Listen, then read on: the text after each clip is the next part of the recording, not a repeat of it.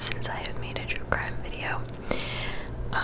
I posted on my community tab a few days ago asking for video suggestions, and the overall consensus was that y'all wanted another true crime video. So I appreciate your patience with me. I think I just needed to keep peaceful thoughts in my head for a while, and as much as I can say that making true crime videos doesn't mess with my peace and my mind, sometimes it does. It's heavy stuff, and what is harder than filming the actual video and reading off my notes for me is looking for a true crime case to cover, because when you look for a true crime case, there's a lot of cases to look through, and a lot of them are gruesome, and there are just certain types of cases that I just may not cover anymore, because I don't know, it's just a lot. But that's not to say that I will never do another true crime video. I'm doing one today. There will be more to follow, but I'm just finding my groove when it comes to the true crime stuff. But I know you guys like it for the storytelling and everything, so I totally get it. So that's what we're going to do today. Now, this case may not be bloody and gruesome, but it does talk a lot about death. We are going to be talking about a serial killer, so just proceed with caution if that is something that is triggering for you. If hospitals are triggering for you, anything of that nature, this will not be the video for you, and I apologize for that, but there are plenty other videos on YouTube for you to watch, either from me or the other amazing ASMR artists out there. And I will hopefully just see you in the next video. But today we are talking about a man named Charles Cullen. Charles Cullen was a nurse in many hospitals in New Jersey, and he turned out to be a serial killer that took the lives of dozens, possibly hundreds, it's not confirmed even to this day, of lives.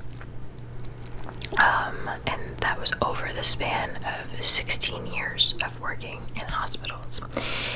On Netflix, there is a movie called The Good Nurse, starring Eddie Redmayne. I always get his last name wrong. I hope you know what I'm talking about. It's called The Good Nurse, and it is 100% based on this case. That's how I found out about it, so if you are curious, it's a very good movie. He is a fantastic actor and plays it really well. Netflix also has a pure just like documentary on the real guy. So if this case seems interesting to you after you watch this video, then maybe you will go and watch those things. So you know me, if you've watched my true crime videos before, I'm going to give you as much background on his early life and his childhood formative years as I can, because I think that that's very important. So, Charles Edmund Cullen was born on February 22nd, 1960, making him 63 years old. So he just turned 63. I think today is the February 29th, something like that. So, he was born in West Orange, New Jersey. He was the youngest of 8 children. He later in life described his childhood as miserable and claimed to have been constantly bullied by his classmates, and also I think he had a lot of sisters, and he says he was bullied by their boyfriends and their partners as well. When he was 9 years old, he drank multiple chemicals from a chemistry set that he had access to, and that was believed to have been the first time he tried to take his life. His father's name was Edmund, and his father died when Charles was only 7 months old. His mother's name was Florence. She was born in England and immigrated to the U.S. After World War II. She died in a car accident in 1977 when Charles was a senior in high school, and later came out that he got very, very upset with the hospital that she died in. Apparently, they did not reach out to him or the family right away to tell them that his mother had died, and they cremated the body rather than giving it back to the family and asking like what they wanted to do with it. So he held a lot of resentment for that. So Charles graduated from West Orange High School and enlisted in the U.S. Army right after that. He rose to the rank of Petty Officer Second Class. I'm not really sure what that means, but I do know that he was off to a good start. He flew through basic training and he was doing well. But that being said, he said later that he didn't fit in with his crewmates very well, and he said he was hazed and bullied by many of them. 1 year into his service, there was something a little weird that happened. His leading petty officer went into the missile control area on their ship, and Charles was wearing scrubs, a surgical mask, and gloves instead of his Navy uniform. He was disciplined for that, but he never fully explained like what that was about. Why was he dressed as a doctor or a nurse? Where did you even get that stuff from? Like, very weird. And he was reassigned to a lower pressure job after that. Not too long after, he tried to take his life again, and was committed to the Navy psych ward several times over a span of a few years there. He received a medical discharge from the Navy in 1984. Shortly after his discharge, he enrolled at Mountainside Hospital's nursing school that is in Montclair, New Jersey. And he was elected class president of his nursing class, so he was doing seemingly well. He graduated in 1986. So he started to work at the burn unit of St. Barnabas Medical Center in Livingston, New Jersey. And I'm going to be looking at my notes quite a bit here because there's a lot of hospital names and a lot of dates coming up, and I just want to make sure that they are correct. So, he's working at the burn unit of St. Barnabas. In 1987, he met a woman named Adrienne Baum. They married that same year. They had 2 daughters together. That first year that they got married, at the end of that year, their first daughter was born, and then they had another one after that. So it all kind of happened fairly quickly.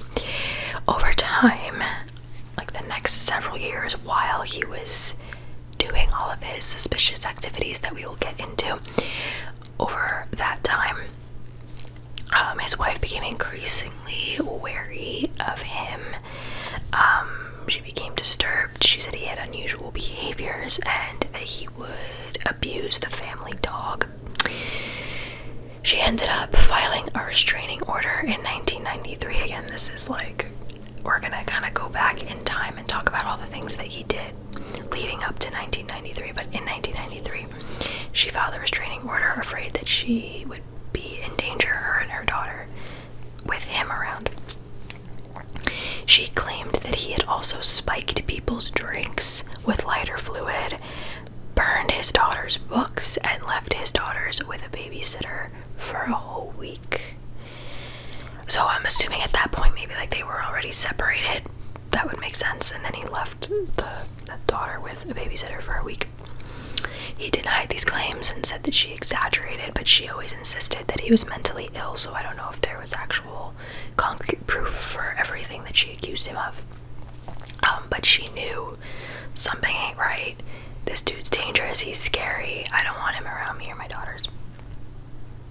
So, just keep that in the back of your mind. Alright, so now we're gonna get into this 16-year timeline of when he was just taking the lives of these innocent patients and how he did it. So, the first murders to which he confessed occurred at St. Barnabas when he was working in the burn unit. So on June 11th, 1993, died. June 11th, 1988, he administered a lethal overdose of intravenous medication, which I had to look it up too. It's basically just medication that goes like in an IV straight into your veins.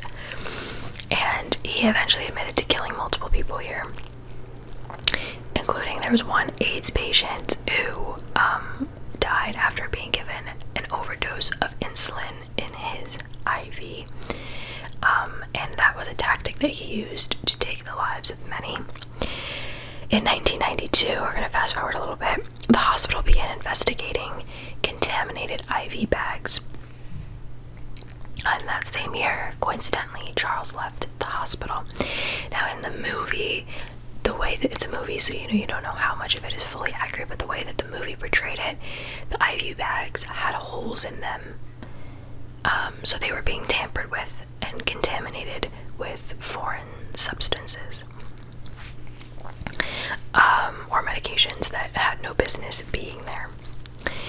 So later, the investigation revealed that Charles had most likely been responsible, resulting in dozens of patient deaths at that hospital. Now, he got away with it, obviously, for a very long time, so that all came out later at, like, the end of his investigation. There's a lot of backtracking in this one. So, 1 month after leaving that hospital, Charles took a job at Warren Hospital in Phillipsburg, New Jersey. There, he murdered 3 elderly women with overdoses of heart medication, and that medication was 𝓢𝓸𝓬𝓲𝓪, I think is how you pronounce that. The following year was when he got divorced, and so he moved into a basement apartment there in Phillipsburg by himself. He later claimed at that time that he wanted to quit nursing right then and there, but he had to pay child support, and so he had to keep working. In March of that year, he broke into a co-worker's home while she and her son slept, but I think didn't do anything and left without them even waking up. But after that, he began stalking her, and she ended up filing a police report against him. And the day after his arrest, I don't think he was detained for very long, and he tried to take his life again. After that, he took 2 months off of work and was treated for depression at 2 different psych facilities. Later that year, in September, a 91-year-old patient at Warren Hospital had reported that Charles, who was not the assigned nurse, by the way, for this patient, the patient said that he had come into her room and injected her with a needle, and she died the next day. Her son protested, because she's older, so they tried to say she died of natural causes and whatever, and her son was like, nah, like I don't believe that. And so the hospital made Charles and other nurses take a lie detector test about what happened, and he was lucky enough to have passed the test, and so nobody was really on his tail at that point. So he continued working at that hospital for several months. He then went to the ICU of 𝓢𝓸𝓬𝓬𝓲𝓪 Medical Center in Flemington, New Jersey. He claimed that his first 2 years working there, he didn't hurt anybody, didn't take any lives. But he admitted to murdering 5 patients between January and September of 1996. And again, it was with overdoses of that heart medication. He then found work. He was just hopping from hospital to hospital. He then found work at Morristown Memorial Hospital, but was fired for poor performance. He went to, no, I kind of had to, if I went through every hospital, we'd be here for a while, so I kind of like summed it up. So he went to work for a few hospitals after that, where he continued these suspicious activities. He was fired from one of those places after being seen walking into a patient's room with a handful of syringes. So I guess at a certain point he stopped being like so careful about it.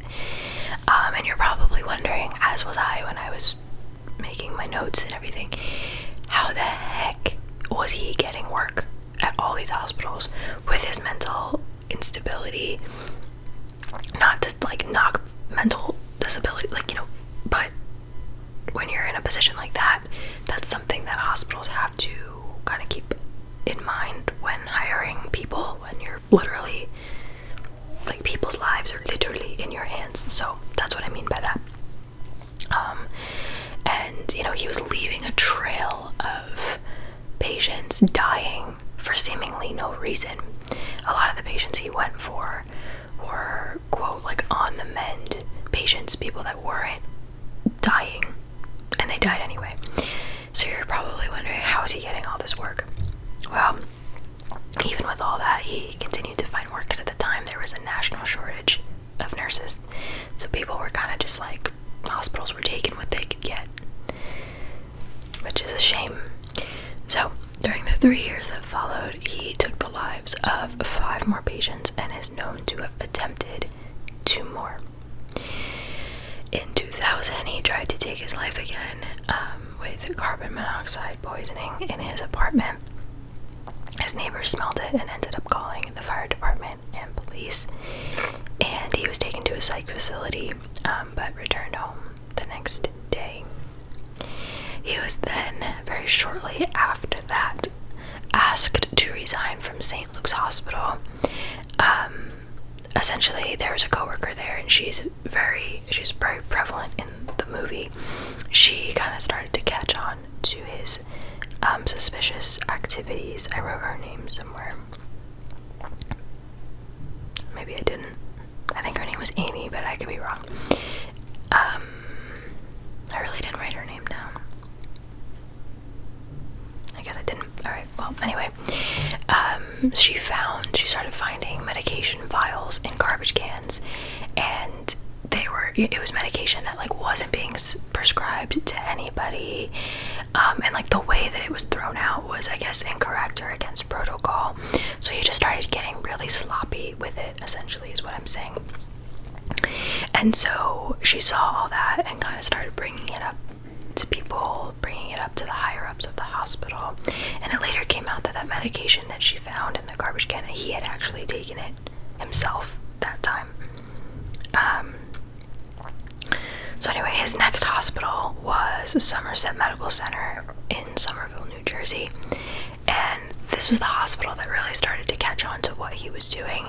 He was trying to request medication for patients, again, that they were not prescribed to. They had a database, and so they were able to go back and see every medication that he ordered and for who, and none of it really made sense.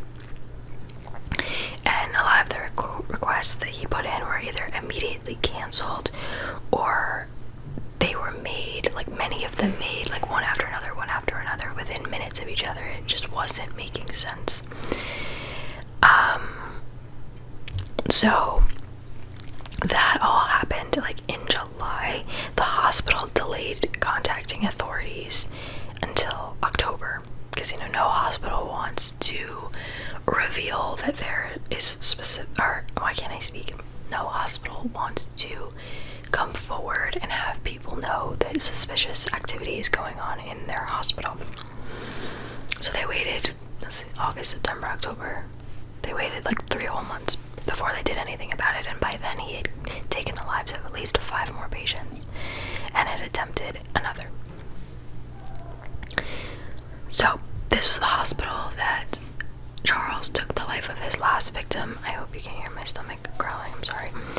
So this victim had died of low blood sugar in October of 2003, and the hospital alerted the New Jersey State Police at this point. State officials, you know, went after the hospital for failing to report a non-fatal insulin overdose administered by Cullen in August. So he had tried, that was one of the attempts, and they never reported it. So people were like, what are we doing? So an investigation into his employment history revealed past suspicions about his involvement in patient deaths in other hospitals. Word started to get around. So this hospital fired Cullen on October 31st, 2003. But from what I gathered from my notes and the movie, they asked him reason though, which kills me. Like, they didn't fire him because of this suspicious activity.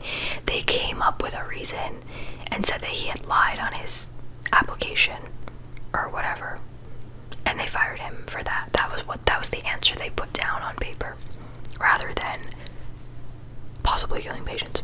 Anyway, I did write her name down. Her name is Amy. His coworker, Amy Lauren, reported him to police because she started to have suspicions. I knew I wrote it down somewhere. So then investigators started to work with her because she went to them first, and they were like, okay, hang out with him, like, gain his trust, you know, hang out with him after work and talk to him and try to get information out of him. And she ended up wearing a wire so that they could hear their conversation. So they basically wanted him to admit it to her. So she was working with the police, and with that evidence, the police had produced enough to arrest him. He was arrested at a restaurant on December 12th, 2003, and was charged originally with 1 count of murder and 1 count of attempted murder. 2 days later, I don't know why words are not coming out of my mouth properly. 2 days later, he started to confess. As part of his plea agreement, Cullen promised to cooperate with authorities, identify victims, things like that. And if he did that, then they would not seek the death penalty for his crimes. On March 2nd, 2006, he was sentenced to 11 consecutive life sentences. And he is not eligible for parole until June 10th, 2400 and something. AKA, never gonna happen. Currently, today, he is being held at the New Jersey State Prison in Trenton, New Jersey. As part of his plea agreement, Cullen had been working with law enforcement officials to identify additional victims, like I said. He also stated that he gave patients overdoses so that he could end their suffering and prevent hospital personnel from dehumanizing them. But again, his patients weren't dying. So you have to think, and this is not me in any way, shape, or form finding an excuse for him, but you have to think about it. You know, think about what happened with his mom. That could have traumatized him in a way that he just hated hospitals, hated the system, you know, and just wanted revenge, maybe. And maybe he told himself that he was doing the right thing. We obviously know he wasn't, but with a person that mentally disturbed, they don't think the way that we do, you know. So it's a very sad story that so many helpless, innocent victims lost their lives for no reason. It's very, very sad, and quite frankly, pretty terrifying to think about. So the good nurses and the good doctors who really take care of their patients deserve, like, all the respect in the world. But anyway, that's the case of Charles Cullen. So thank you guys so much for watching. I hope this fixed your little true crime itch for a little bit. And yeah, I'll see you guys in my next video.